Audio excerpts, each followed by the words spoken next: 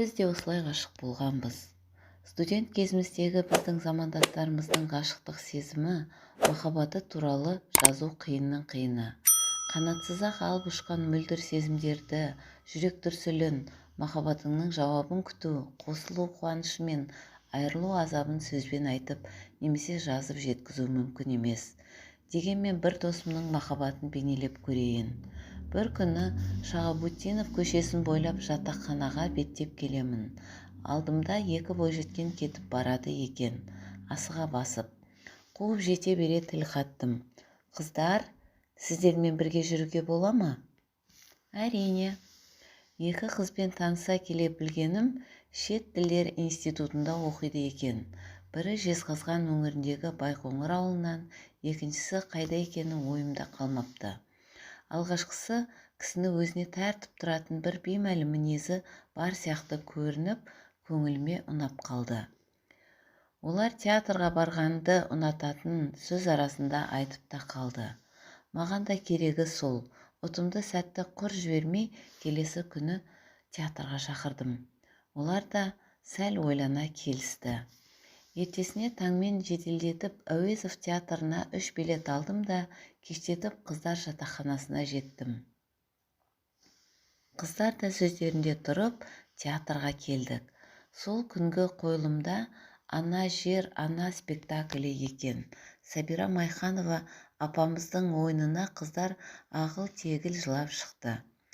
Екі қызды сөзім жеткенше жұбатып жатақханасына алып келдім. Бірі ішке кіріп кетті де, көңіліме ұнаған жан екеуміз біраз қыдырдық. Жатақханаға келген соң бірге бөлмеде жатқан жігітке әңгімелеп едім. Ол дос қызмен болса да таныстырмен жабыса кетті.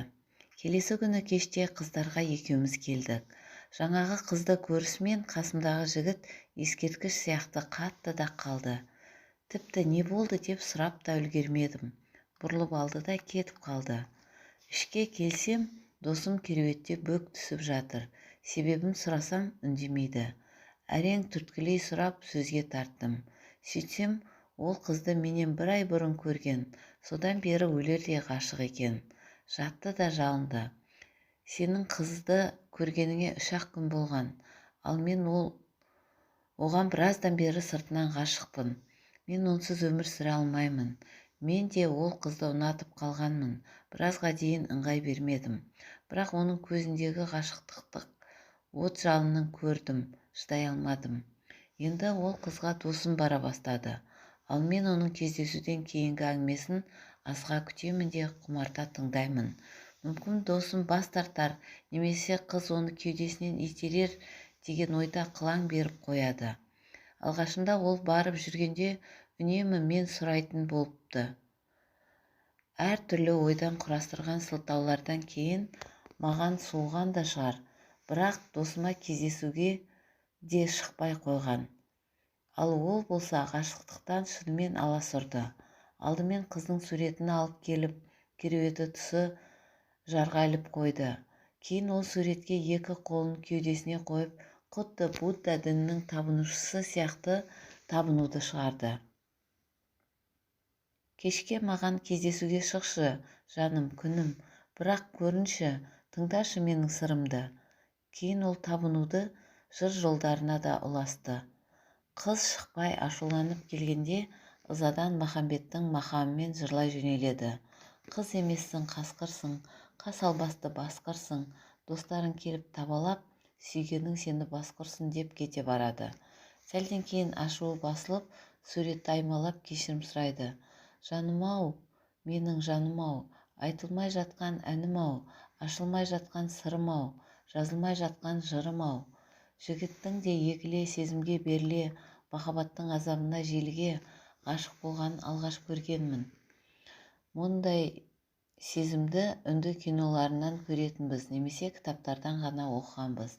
Кейбір күндері ызадан удай мас болып ішіп келеді. Онысы бөлме ішіндегі жарда орналасқан фанерден жасалған шкафтарға пәле болды. Жасында бокспен айналысқаны бар еді.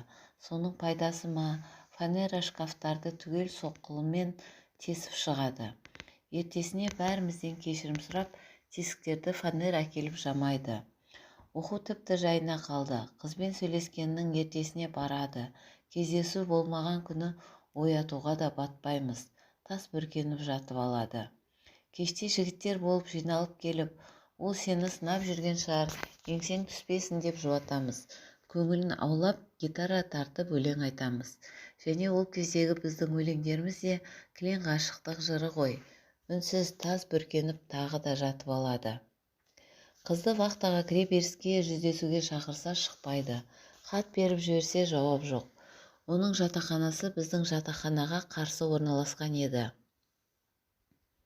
Қыздың бөлмесі 3-ші қабатта болатын, және ол ғимараттың балконы да жоқ. Досым оған да амал тапты. Әуезов театр маңынан жұлып әкелген гүлдерін жылтырақ целлофан тауып орайды да, қыздың бөлмесі терезесі тұсындағы ағашқа өрмелейді.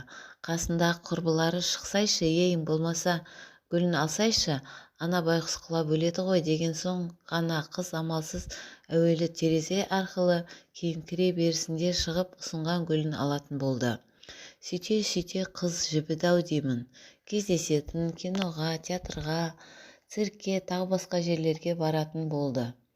Менің де қызға деген сезімімді досымның қызға деген махаббаты жеңіп кетті. Өмірде сирек кездесетін лирикалық сүйіспеншіліктің тамырына балта шапқым келмеді. Бұл түйсігімнің түсінігін қыздар түсінбейтін де шығар, онысы заңды да. Өйткені досының қызға деген сондай асқақ сезімін көре тұрып, өзінің ынтық сезімін тежеу еркектерге ғана тән шығар. Мүмкін мен қателескен шығармын, бәрі мүмкін. 2 айға жуық уақыт өткенде қыз да көніп, екеуі бірге жүре бастады. Ал менің көрінуіме досым тыйым салған. Тек сыртынан ғана көріп қаламын. Біздің ұйымдастырған вечерлерге қыз келетін болса, мен жоқ боламын. Қыздарды бір жерге апару керек болса, қасына серік қылып ауылдасын ертіп кетеді. Бірақ екеуінің арасында ыстық сезім жоқ екендігі сырт көзге білініп-ақ тұрады. Қатар келе жатырса қол ұстасып немесе қолтықтасып жүргенін көрмейсің. Вечерлерде, ойын-сауықтарда құшақтасып билегенін көрмейсің деп жігіттер айтып келеді. Ғашық жүрек көзсіз деген, оны тек досым ғана көрмейді. Жауапсыз махаббат деген осы шығар. Әлде отқа ұшатын көбелекке теңеген дұрыс па? Әйтеуір бір түсініксіз қарым-қатынас. Ол қыздың жанында жүргенінің өзіне риза сияқты. Досымның сабақ үлгерімі түзелді. Арақ-шарапты, сыраны тек қыз ауылына кетсе, немесе қалада болмайтын болса ғана ішеді. Онсыз вечер, ресторан, тағы басқа жерлерге аттап баспайды. Досым үшін Алматыда тек екеуі ғана жүрген сияқты. Мүмкін тіпті бүкіл әлем сол екеуі үшін жаралатын болған. Жардағы фото біраз жетімсіреп тұрды да, жігіттердің бірінің айтуымен газетке оралып, чемоданның орын тапты. Оған сену, жазғырып немесе жалынып өлең арнау жайына қалды. Жігіттер бөлмеде өзіміз жиналып, әңгіме-дүкен құрып, гитара шертетін кездерімізде досым ортаның белді мүшесіне айналады. Бірақ жатақханадан тыс жердегі қыдырыстарда қарасын көрсетпейді. Бармаймын деп айтпайды, бірақ келмей қалады. Сөйтіп жүргенде 5-ші курстың аяқталуы да таяп қалды. Біз үшін әлі 6-шы курс бар. Сол жылы қыздың да институтта оқу мерзімі де аяқталып, досым жазда үйленбек болып жүрген. Бірақ күнде аспан жерге түсті. Сәуір айының аяғында досым біздің бөлмеде туған күнін тойлады. Ол маған сол кешке қыздың қатысуға келісім бергенін айтып, оған қатыспауымды өтінді.